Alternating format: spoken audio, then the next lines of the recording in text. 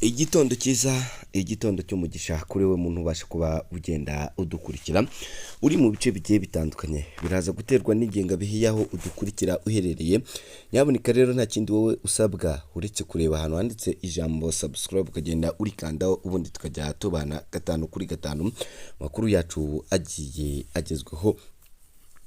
Muri iki gitondo ngira ngo nyuma yaho tuje kuba tugenda tugaruka ku rugendo rwa nyakubahwa perezida w'u Rwanda Excellency Paul Kagame yaje kuba agenda agira mu gihugu cya Tanzania, akaza kuba agenda aganira na mugenzi we Samia Suluhu.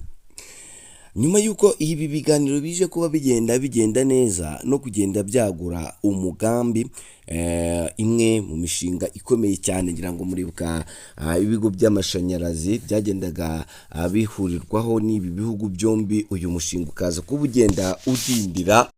Ibi ngira ngo kuva ku munsi w'ejo byaje kuba bigenda biganirwaho n'impande zombi, twagiye tubigarukaho.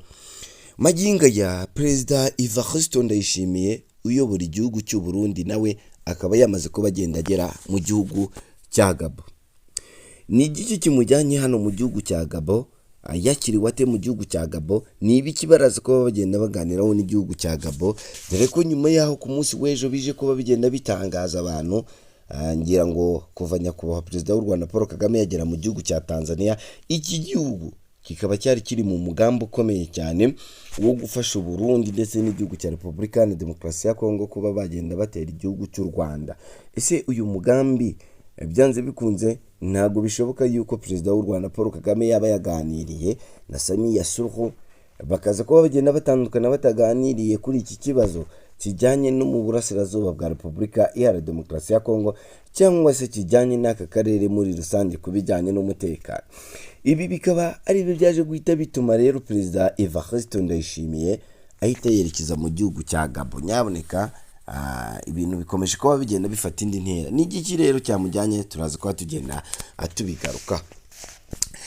Ngira ngo twaje kuba tugenda tubabwira yuko perezida Antoine Felix Tshisekedi yari bugirane ibiganiro birambuye n'itangazamakuru. Iri jambo rya perezida ryaje guteza imvururu zikomeye cyane, kuko ryaje kuba rigenda rihindurirwa igihe ryagombaga kuba rigenda rigererwaho ku baturage. Ndaze kuba ngenda ngaruka kuri iri jambo gatanu kuri gatanu mu makuru yacu agezweho. Ndaza kuba ngenda mva ahangaha nihuta cyane, kandi ndaza guhita ngaruka ku byo abanyamurenge bagiye kuba bagenda baganira ku biganiro byagiye bibera hano mu bibogobogo hano mu gihugu cya Repubulika ya Demokarasi ya Kongo, dore ko babwiye kubahiriza amategeko y'igihugu ndetse no kwemera kuyoboka leta ya Kinshasa. Byose nibyo turaza kuba tugenda tugarukaho n'ayandi makuru. Nyaboneka rero reka ngusabe nimba ari ubwa mbere ugeze hano, reba hano handitse ijambo subscribe buri kandi ho nyaboneka, ubundi tugeze tubana gatanu kuri gatanu abagezweho. Ngira ngo nyaboneka kuva ku munsi w'ejo nibwo twazaga kuba tugenda tugaruka ku rugendo perezida w'u Rwanda Paul Kagame yaje kuba agenda agirira mu gihugu cya Tanzania. Ibi byaje kuba bigenda bituma nyakubahwa perezida w'igihugu cy'u Burundi nawe yaje kuba agenda yerekeza mu gihugu cya Gabo.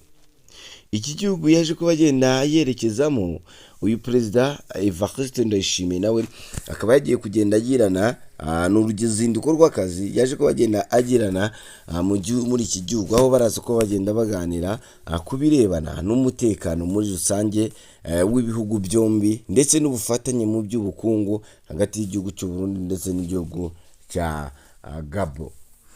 Perezida Evariste Ndayishimiye akomeje kuba agenda yagura imbibi, ndetse dore ko n'ubutegetsi bwiwe bukomeza kuba bugenda burushaho kuba bugenda bwagura imbibi ndetse no gushaka impunga zigiye zitandukanye zagenda zimufasha. Ibi bihugu byombi usanga bikomeje agapingane no kwerekana yuko nyaboneka ibijyanye no kuba byatuza mu gihe bishinjanya guhungabanya umutekano ndetse n'imbibi muri rusange.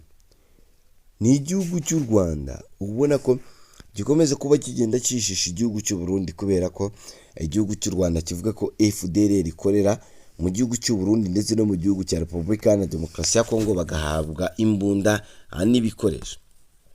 ni mu gihe igihugu cy'u Burundi nacyo kivuga ko igihugu cy'u Rwanda gifasha umutwe wa Red Tabara washatse guhirika ubutegetsi bw'igihugu cy'u Burundi 2015 biza kuba bigenda birangira bitabaye igihugu cy'u Burundi kikaba gitangaza ko bahungiye mu gihugu cy'u Rwanda ndetse bahabwa imyitozo n'igihugu cy'u Rwanda nk'uko u Burundi buba bugenda bubitangaza.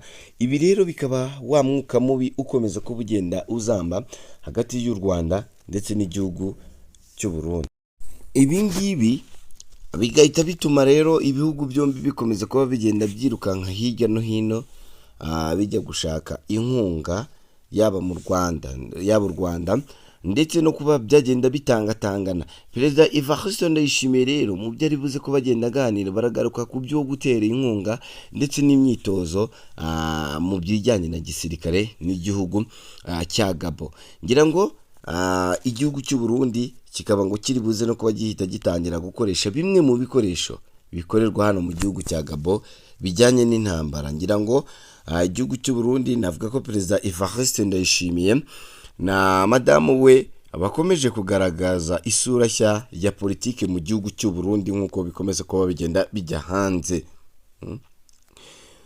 Ndayishimiye perezida cyangwa se perezida w'igihugu cy'u Burundi n'umugore we bakomeje kuba bagenda bagaragaza isura nshya. Ubwo u Burundi bwizihizaga umunsi mpuzamahanga w'umurimo, perezida w'iki gihugu Evariste Ndayishimiye yongeye gushimangira ishimwe ryita igidashyikirwa yahaye umugore we madamu Angelina Muyabaha kubera ibikorwa avuga ko ari byo by'umugiraneza n'iterambere ry'abaturage. Uyu mukuru w'igihugu yibukije ko madamu Ndayubaha yari yarahaye ishimwe n'umuryango w'abibumbye muri 2023 kubera uruhare rwe mu bikorwa byo gufasha abaturage cyane cyane mu rwego rw'imibereho myiza. Yagaragaje ko abarundi bakwiye kumenya no gushima ibikorwa bye, avuga ko atari amahanga gusa akwiye kuba agenda abyemera. Nyuma y'iri jambo ryakojeje benshi ku mutima, ngira ngo yaba abarwanya ubutegetsi bw'u Burundi n'abatumva neza ubutegetsi bw'u Burundi bakomeje kuba bagenda bashima iri jambo rya Perezida Evariste Ndayishimiye ndetse no kuba akomeza kuba agenda yagura igihugu yaba hano mu gihugu cy'u Burundi ndetse no mu mahanga. Mu ijambo Perezida Ndayishimiye yagize ati none amahanga arinde abyemera, abarundi nibo batabyemera kandi aribo bakorerwa. Ababizi ni ababyeyi bafite iyi ndwara n'imiryango yari yarabuze umwana ngo iseke nk'abandi. Abana biga mu mashuri meza barabizi kubera iyi foundation. Yagaragaje ko kandi binyuze muri fondasiyo Umugiraneza madamu Ndayubaha afasha cyane cyane abagore bibumbiye mu matsinda, aho buri tsinda rihabwa inkunga y'amafaranga agera kuri miliyoni 15 z'amafaranga y'u Burundi agamije guteza imbere imishinga mito y'abagore cyangwa se n'indi mishinga irambuye. Ibi si ubwa mbere Perezida Ndayishimiye agaragaje gushyigikira ibikorwa by'umugore we. Mu kwezi kwa gatatu nyuma y'umunsi mpuzamahanga w'abagore nabwo yamuhaye igihembo nk'umugore w'indashyikirwa mu guteza abagore imbere mu gihugu cy'u Burundi. Ubona ko n'ubundi ni ibintu byiza kandi bikwiye cyane cyane ahangaha mu gihugu cy'u Burundi. Nubwo ibingibi biriho bigenda bivugwa, usanga tunyarukiye hirya rero Perezida Antoine Félix Tshisekedi kwimura ijambo ryiwe rya perezida ryateje impaka mu bantu benshi. Kwimura ijambo rya perezida wa Repubulika Iharanira Demokarasi ya Kongo haravugwa impinduka ku munsi Perezida Félix Tshisekedi azavugiraho ijambo yari yateganyijwe kugeza ku banyekongo. Umunsi wari witezwe ko ubiba ku itariki yo kuyu wa mbere itariki ya 4 z'ukwezi kwa gatanu 2026, ariko byatangajwe ko ijambo rya perezida rigomba kuba kuyu wa gatatu itariki ya 6. Izi ni impinduka yateje impaka n'inyito kumenya impamvu nyayo yateye, cyane cyane mu gihe igihugu kiri mu bihe bikomeye bya politiki n'umutekano, by'umwihariko mu burasirazuba bwa Repubulika Iharanira Demokarasi ya Kongo. Amakuru aturuka mu nzego zegereye ubutegetsi bwa Kinshasa agaragaza ko iri hindurwa ryatewe n'impamvu z'ingenzi zirimo gutegura neza ubutumwa Perezida Felix Tshisekedi agomba kugeza ku baturage no ku rwego mpuzamahanga. Hari kandi ibimenyetso by'uko habanje kuba ibiganiro bikomeye hagati y'abayobozi bakuru mu nzego za leta bigamije guhuza imvugo no kwirinda gutangaza amakuru adafite uruhamya cyangwa se umurongo uhamye.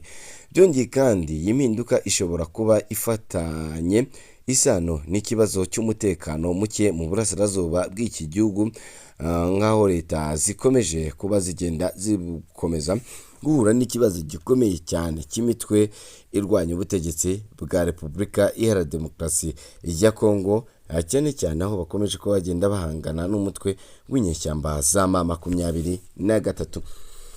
Nyuma y'uko ibingibi bigiye biba, hakaba haraje kuba hagaragara bimwe cyane cyane mu biganiro bikomeye cyane byaranze abanyamurenge. Ibiganiro byagiye bibera ahangaha mu gace ko mu Bibogobogo nk'uko byakomeje kuba bigenda bitangazwa.